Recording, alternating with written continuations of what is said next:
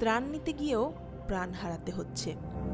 এই বাক্যটা শুনে যদি আপনার গা শিউরে ওঠে, জানুন এটিই আজ গাজার নির্মম বাস্তবতা। জুলাইয়ের 11 তারিখ জেনেভায় জাতিসংঘের মানবাধিকার কার্যালয়ে আয়োজিত এক প্রেস ব্রিফিং। সেখানে জানানো হয়, গত 6 সপ্তাহে গাজায় ত্রাণ নিতে গিয়ে প্রাণ হারিয়েছেন 798 জন ফিলিস্তিনি। তাদের মধ্যে 615 জন মারা গেছেন জিএইচএফ পরিচালিত কেন্দ্রে।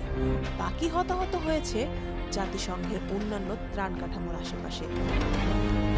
এই সংখ্যা নিছকই পরিসংখ্যান নয়, এটা প্রতিদিনের হাহাকার, শোক আর বেঁচে থাকার ব্যর্থ চেষ্টা। জিএইচএফ গাজা হিউম্যানিটেরিয়ান ফাউন্ডেশন, এই সংস্থাটি চালায় যুক্তরাষ্ট্র ও ইসরায়েলের সমর্থনে গঠিত একটি কাঠামো, যারা মূলত মার্কিন বেসামরিক নিরাপত্তা বাহিনীর সহায়তায় গাজায় খাদ্য বিতরণ করে। তবে এই সংস্থার কাজ নিয়েও রয়েছে বিতর্ক।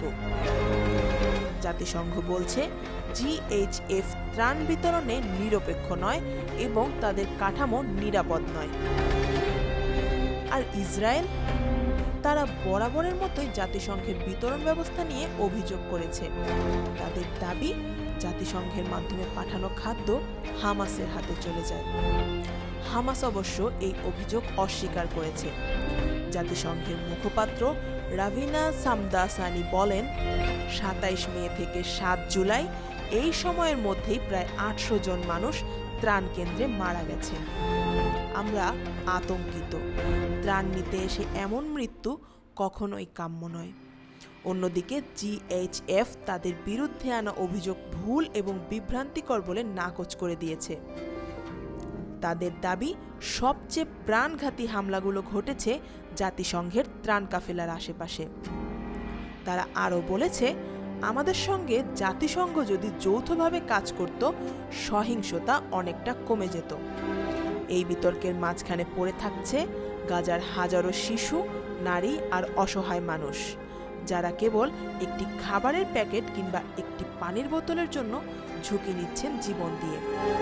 ইসরায়েলি সেনাবাহিনী অবশ্য বলছে, আমরা সংঘর্ষ এড়াতে নতুন সাইনবোর্ড, বেষ্টনী এবং রুট চালু করেছি। কিন্তু প্রশ্ন রয়ে যায়, একটি ত্রাণ কেন্দ্র যার সামনে মানুষ দাঁড়ায় ক্ষুধায় কাতর হয়ে, সেই স্থানে যদি রূপ নেয় মৃত্যু ফাঁদে, তাহলে মানবিকতা কোথায়? এই মৃত্যুগুলো আমাদের চোখে আঙুল দিয়ে দেখায়, যুদ্ধ শুধু বোমা গুলি নয়, ত্রাণ নিয়েও হয় রাজনীতি। ত্রাণের গায়েও থাকে রক্তের দাগ। এই সহিংসতা বন্ধ না হলে আগামীতেও হয়তো নতুন এক সংখ্যার খবর হবে। নতুন কিছু শিশুর নাম থাকবে তালিকায়, আর নতুন কিছু বাবা মা কাঁদবে লাশের পাশে। মানবতা কি আজ এতটাই নষ্ট হয়ে গেছে, যেখানে ত্রাণ আর ত্রাস একে অন্যের সমর্থক হয়ে দাঁড়ায়?